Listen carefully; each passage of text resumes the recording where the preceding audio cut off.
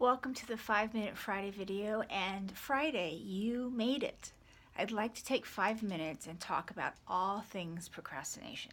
So raise your hand or comment with some emoji if you're familiar with this habit. I surely am. I generally start my day at 4:45 in the morning to coffee up before heading to the gym. And this way, what I think is hard work is out of the way and I have the full day ahead of me. When I work on a block day away from seeing clients, I literally have from 8 in the morning to 6 at night. And I don't know about you, but on more than one occasion, I have ended my day that I allotted to get stuff done without doing much of anything. I feel busy, I feel tired, but I don't feel that I've been productive. Why? Because I have none of my day's to-do list checked off because I procrastinated getting things done. I did a load of laundry. I decided that I had to pot that plant that was staring at me on my patio. I needed to check CNN. I needed to take a quick peek at all my Facebook groups. Maybe Pinterest had a good chicken recipe for dinner tonight, so I better check. What are your procrastinations? I suggest you write them down. Procrastination is nothing but a bad habit, and the only way it serves me or you is temporarily relieving some stress or some other feeling that you're contending with and would rather not about the task at hand. If you think about it, when you choose to procrastinate and then recognize you didn't do what you intended you to do, your mind throws you into a mountain of self-critical thinking. It's like an avalanche, and round you go again in a spin cycle, judging yourself because you didn't get anything done. The truth is, we put off things to do because you're having a variety of unpleasant feelings rise up, and procrastination actually rescues you from those feelings.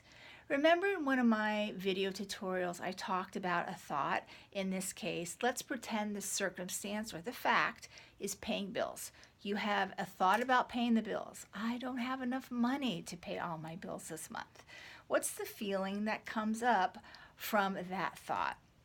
Frustrated, shame, fear, anger, etc. Feelings drive our action or behavior. Naturally, you'd rather not feel any of those feelings. So what do you, by habit, do? Procrastinate. Procrastination is an inaction. It keeps you out of action, of dealing with paying the bills. What's the result of the inaction of procrastination? Could be that your bills are late. That ruins your credit score. You may have to deal with an angry vendor. You may be overdrawn. You may deal with a late charge. And these results lead back up to your original thought, I don't have enough money to think that way, then leads you to X, Y, and Z feeling, which leads you to procrastination as your behavior, and so on and so on. So procrastination is a temporary short-term relief from feelings that you'd rather not feel. Okay, here's some ways to deal with procrastination. Now, I'm giving you the 5-cent version, and feel free to message me or comment below if you'd like to find a time to talk more in depth so I can help you work through procrastination. Number 1, acknowledge your feeling.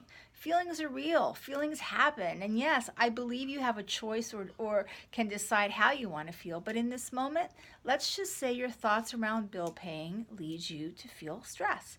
Stress happens. Stress is real. Acknowledge feeling it. It sounds funny perhaps, but over time, we aren't aware of what exactly we're feeling. We just do because it's a habit. Remember, feelings are habitual just like our thoughts. 2, ask yourself, what are your thoughts about paying the bills? Most of us don't take the time to be aware and mindful of our thoughts. Write it down. Then you have some choices around it. 3, replace the inaction, in this case procrastination, with some form of action. Remember, those baby steps, maybe it's taking out your bills and your checkbook and your check register and your calculator and your pen, and you lay them on your desk or table. Maybe for today that's it. Tomorrow, sit in front of it. The next step may be write out a check. I absolutely guarantee once you decide to take some form of action, the momentum alone will move you forward. 4, congratulate yourself. Acknowledge these steps after taking each one. If you've been in this scenario, you know how hard each of these steps can be. Again, that's all courage, and you have it. Your action will carry you to the next step. Think ahead about the feeling that you want to have when you complete paying your bills. You've moved from to practicing changing a bad habit to feeling accomplished. And that feeling will carry you forward to the next time.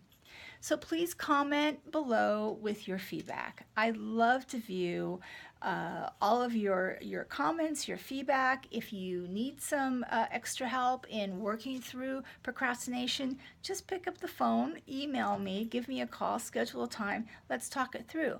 Because chances are you are procrastinating on something, and ask yourself, do you still want to keep procrastinating on getting something done this time next year? Where will you be if you continue this habit? Where has it gotten you so far? All right. Lastly, I want to wish all of you a warm Mother's Day ahead. Those of you who are stepmothers, grandmothers, maybe mothers to be, mentors, volunteers, even mothers of fur babies. I want to celebrate all of you, and I encourage that this weekend you do something extra special for yourself. Okay, remember, liking yourself is non-negotiable. Make it a great weekend ahead. Celebrate you, and I look forward to seeing you in the group this week. Okay, bye-bye.